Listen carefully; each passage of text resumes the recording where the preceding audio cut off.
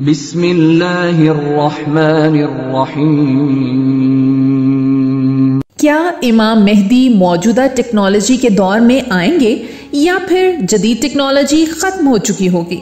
अस्सलाम वालेकुम नाज़रीन, ये एक ऐसा सवाल है जिसके बारे में मुसलमानों के दरमियान दो किस्म की आरा पाई जाती हैं और आज की इस वीडियो में हम इसी का इहाता करेंगे। लेकिन वीडियो में आगे बढ़ने से पहले आपसे गुजारिश करेंगे कि हमारे चैनल को सब्सक्राइब और बेल आइकन को जरूर प्रेस करें ताकि हर नई आने वाली वीडियो आप तक बर वक्त पहुँच सके। इरशादे रब्बानी है, हमने घोड़े, खच्चर, गधे पैदा किए ताकि तुम उन पर सवार हो सको और उनको इसलिए भी पैदा किया कि ये तुम्हारे लिए जीनत बने और अल्लाह ताला पैदा करेगा वो चीजें जिनको तुम नहीं जानते। इस आयत मुबारका की तशरीह में मुफ्ती मोहम्मद शफी साहब रहमतुल्लाह फरमाते हैं, इसमें वो तमाम नौ इजाद सवारियां और गाड़ियां भी शामिल हैं जिनका जमाना कदीम में ना वजूद था ना ही कोई तसव्वुर, मसलन रेल, मोटर, हवाई जहाज वगैरह जो अब तक इजाद हो चुकी हैं, और वो तमाम चीजें भी इसमें दाखिल हैं जो आइंदा जमाने में इजाद होंगी। वो आगे लिखते हैं कि मौलाना याकूब साहब नानुतोई फरमाया करते थे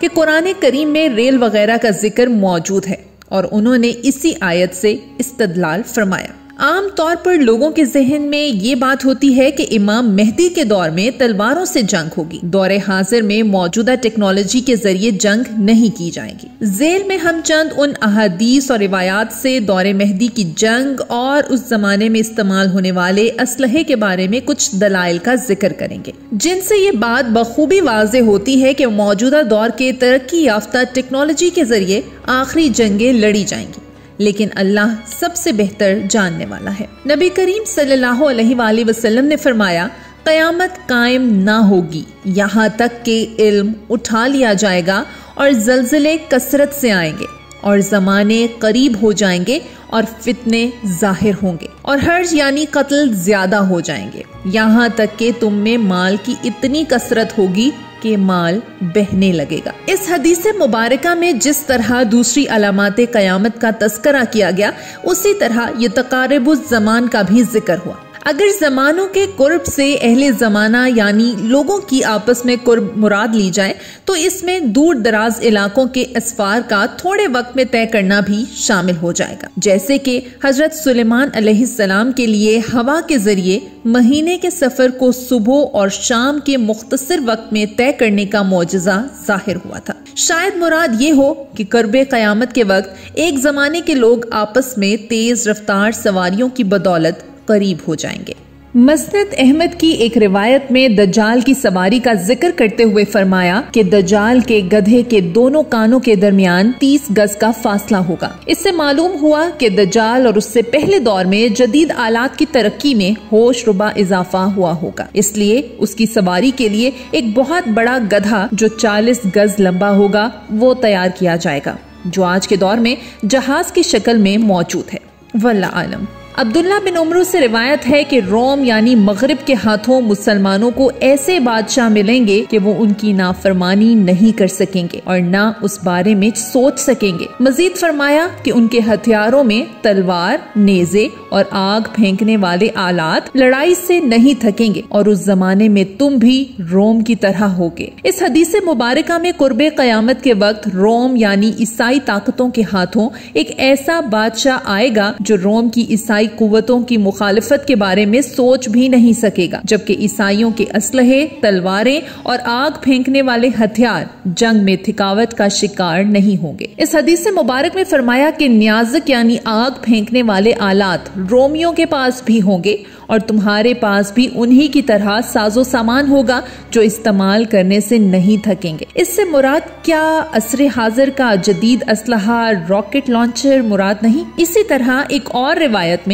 तलवारों के बारे में फरमाया कि मुसलमान और कफार आपस में एक दूसरे पर जंग में लोहा मुसल्लत करेंगे। अगर किसी के पास जंग में नाक तक ना काटने वाली तलवार भी ना हो तो कोई नुकसान की बात नहीं होगी और जंग में कामयाबी के लिए उसको तेज काटने वाली तलवार की जरूरत नहीं होगी। किसी चीज पर वो लोहा नहीं रखा जाएगा मगर तेज काट ना होने के बावजूद भी उसे अपनी जगह से जुदा कर देगा। इसकी तशरीह यूं की जाती है कि मैदान जंग में तेज काटने वाली तलवार की जरूरत न होना और आपस में दौराने जंग लोहा मुसल्लत करने से सिवाय इसके और क्या मुराद हो सकती है कि मौजूदा दौर की राइफल, क्लाशनकोफ और दीगर जदीद आलात से ही जंग होगी, इसीलिए तो तलवार की जरूरत न होगी। इसी की तरफ इशारा करते हुए फरमाया, तेज धार न होने के बावजूद जिस तरफ उस तलवार का रुख फेरेगा तो वो चीज अपनी जगह से जुदा हो जाएगी, यानी जिस तरफ निशाना मकसूद होगा उसी तरफ निशाना लगाकर हदफ लगेगा, जो आजकल के असलहे में बखूबी पाया जाता है। एक और हदीस के मुताबिक ज़हूर मेहदी से पहले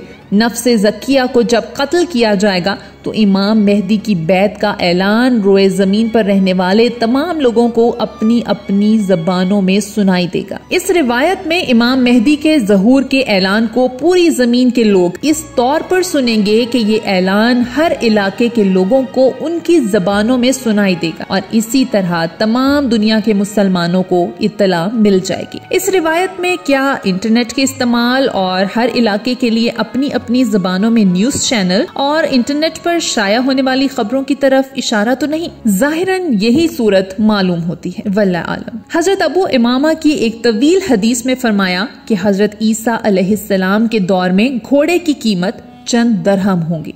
तो सहाबा कराम ने पूछा, क्या उस दौर में घोड़े सस्ते होंगे? तो आपने फरमाया, नहीं, लेकिन उस जमाने में जंग के लिए घोड़े की सवारी हमेशा के लिए नहीं रहेगी। इस रिवायत में अगर गौर किया जाए तो ये बात बखूबी मालूम होती है कि आजकल जंग के दौरान घोड़ों का इस्तेमाल तकरीबन मफकूद हो चुका है।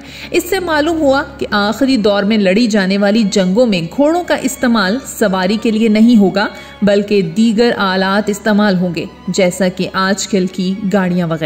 बाज अहले इल्म तलवारों से जंग से मुतालिक भी दलाइल देते नजर आते हैं। उनके मुताबिक अगरचे मौजूदा दौर में तलवारों और घोड़ों से जंग अकल तस्लीम नहीं करती, लेकिन दुनिया में कुछ अनहोनी की सूरत में टेक्नोलॉजी यकदम खत्म भी हो सकती है। ये टेक्नोलॉजी यकदम कैसे खत्म होगी? ये एक ऐसा नुक्ता है जिसको इंसानी ज़हन तस्लीम नहीं कर पाता, लेकिन इसके हक में दलाइल देने वाले इसको मुमकिन करार देते हैं। उनके मुताबिक एटमी वॉर छिड़ने की सूरत में दुनिया में सब कुछ तबाह हो जाएगा। आज के एटमी बम 35 से 40,000 डिग्री सेल्सियस तक हीट प्रोड्यूस कर सकते हैं और खुद ही अंदाजा लगा लें कि ऐसी सूरत में कुर्रे अर्ज पर किस हद तक तबाही आएगी और इंसान जदीद दौर से दोबारा पत्थर के दौर में वापस जा सकता है। अगरचे ये नजरिया इतना मजबूत नहीं दिखाई देता, लेकिन फिर भी इसके मानने वाले भी बकसरत मौजूद हैं। बाकी हर चीज सबसे बेहतर अल्लाह ताला ही जानते हैं। उम्मीद है नाजरीन आपको आज की ये वीडियो भी पसंद आई होगी। मजीद मालूमाती वीडियोस देखने के लिए हमारे चैनल को सब्सक्राइब करना ना भूलें। बहुत शुक्रिया। अल्लाह हाफिज।